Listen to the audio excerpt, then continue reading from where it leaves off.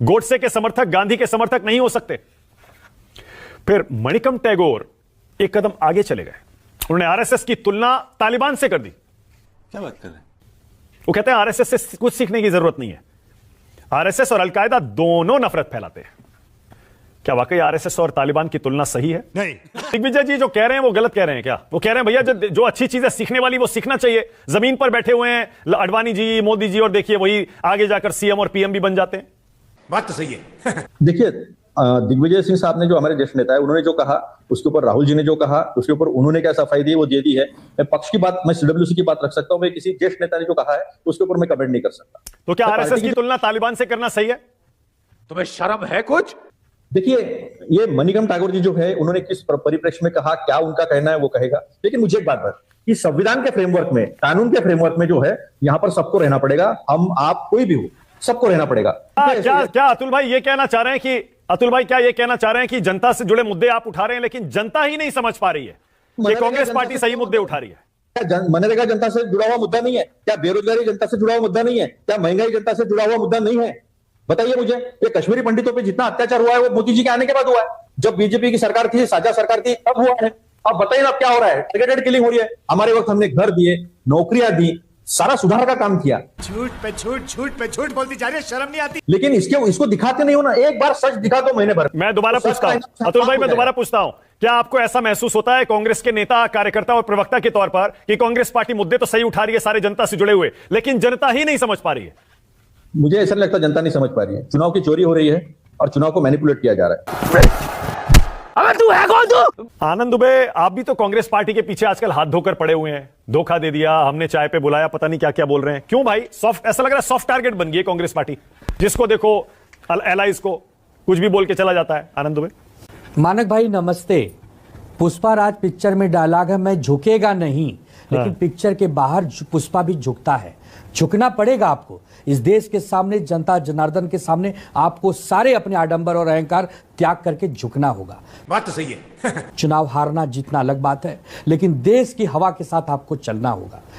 अगर कोई देश में हमारे कहे सनातन डेंगू है, कोई कहे कि राम काल्पनिक है, कोई कहे कि राम सेतु सिर्फ एक ढांचा है, उस देश में आप उतने करोड़ों हिंदुओं की आस्था को दुखाकर राजनीति नहीं कर सकते। कांग्रेस पार्टी के लिए अभी सतीश सिंह जी बैटिंग कर रहे थे कि नहीं बहुत मेहनत करते हैं सब कर। आप जगाने चलते हो जनता को और जनता ही जागती है और अंततः गत्वा जनता ही आपको हराती है, तो आप किसको जगाते हो भाई? आप किसको जगाते हो? कांग्रेस पार्टी उस पुराने जमींदार की तरह कि आजादी के बाद से 500 बीघा की जमींदारी थी, 10-20 गांव के लोग आके चाय पानी आपके यहां दरबार किया करते थे। धीरे धीरे आपने अपनी जमीन बेच दी, अब बाकी लोग आर्थिक रूप से मजबूत हो गए। आप अपने हवेली में बैठ के कह रहे हो अब तो कोई आता नहीं है, सब हमारे वजह से जिंदा थे, एक समय हमारे पैसे पे पलते थे। कोई नहीं आएगा। लोग वर्तमान के साथ जीना चाहते हैं, मरना चाहते हैं, इस देश की राजनीति में सम्मान चाहते हैं। हमने क्या मांगा है आपसे? 370 मोदी जी ने दिया, राम मंदिर सबके प्रयासों से बना, बाकी और भी जो मुद्दे हैं हिंदुत्व को लेकर उसको सब मानते हैं।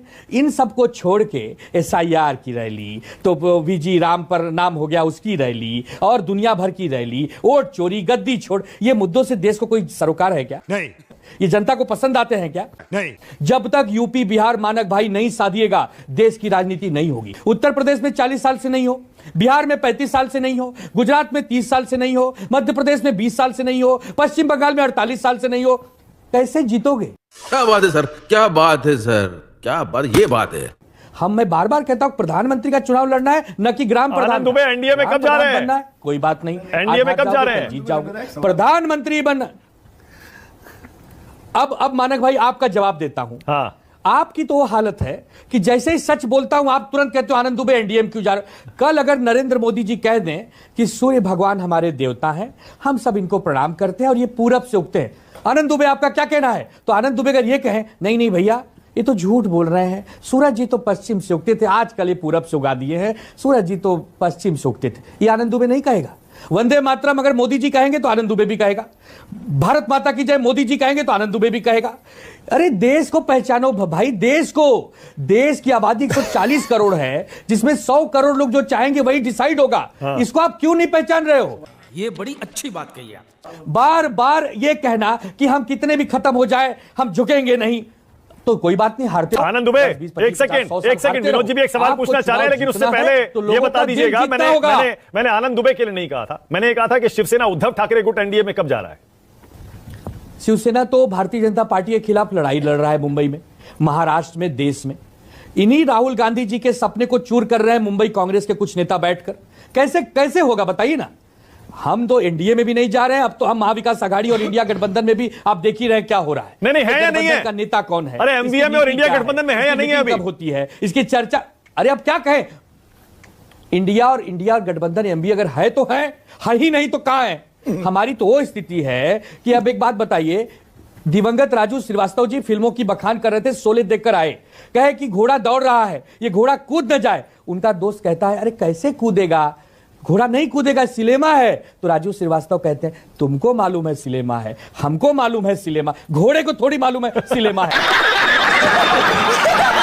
तो वही हाल कांग्रेस का है। हम बार बार कह रहे हैं कि आप मुद्दों के साथ, विनोद जी कुछ पूछना चाह रहे हैं, विनोद जी पूछिए। विरोध करते करते आनंद भाई, मत चले जाइए, आनंद भाई, धरातल पर आ जाइए। आपने कहा कि मोदी जी ने राम जी। मंदिर दिया, मोदी जी ने 370 दिया, मोदी जी ने वंदे मातरम का नारा लगाया, भारत माता की जय का लगाया, इसके बावजूद आप मोदी जी के खिलाफ 2024 में क्यों चले गए? आपको तो उनके साथ होना चाहिए था। हम पिछले 30 वर्षों से लगातार भारतीय जनता पार्टी के सहयोगी के रूप में काम कर रहे थे। 19 में कुछ ऐसी घटनाएं घटी, उसके बाद हमें अलग होना पड़ा। विचारधाराएं वो भी हिंदुत्व को लेकर चलते हैं, हम भी हिंदुत्व को लेकर चलते हैं। आरएसएस का हम बहुत सम्मान करते हैं क्योंकि वो सामाजिक सांस्कृतिक संगठन और देश की एक धरोहर है, भारतीय जनता भी करती है, हम भी करते हैं। कुछ उनके हमारे मतभेद जरूर हुए, जरूर हम उनसे अलग हुए, एक लड़ाई हम लड़ रहे हैं।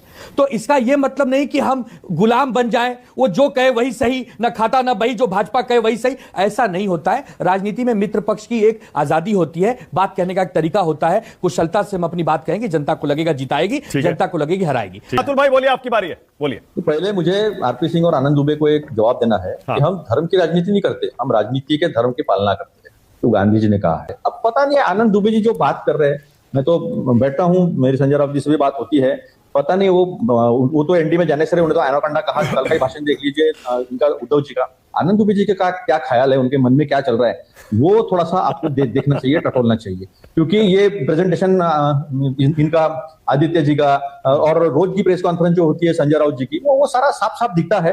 अब इन्होंने जो बड़ी बड़ी बातें की है उसके ऊपर खुद जो है बाला साहब ठाकरे का है, प्रबोधन ठाकरे के स्टेटमेंट्स है, उद्धव ठाकरे जी के स्टेटमेंट्स है, तो ये सारा जो है ना, ये सारा महाराष्ट्र देख रहा होगा जो आनंद दुबे जी कह रहे हैं, लेकिन उनका व्यक्तिगत निर्णय होगा, जो भी होगा, मुझे उससे कोई लेना देना नहीं है। अतुल भाई, वो उनके नेता नहीं कह रहे। ठीक है। आनंद दुबे, क्या आरएसएस और तालिबान, अलकायदा की तुलना सही है? आनंद 5 सेकंड।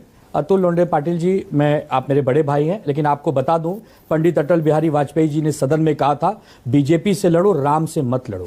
तो हाँ, हम राम भगवान को अपना आराध्य मानते हैं, उनके खिलाफ हम नहीं सुनेंगे। दूसरी चीज, जो आरएसएस से तालिबान की तुलना कर रहे हैं ना, उनको 1 मिनट, जो आरएसएस की तुलना तालिबान से कर रहे हैं ना, जो आरएसएस की तुलना तालिबान, 1 मिनट, जो आरएसएस से तुलना तालिबान की कर रहे हैं, उनको आगरे के पागल खाने में उनकी दवाई करवाओ, सारा खर्चा आनंद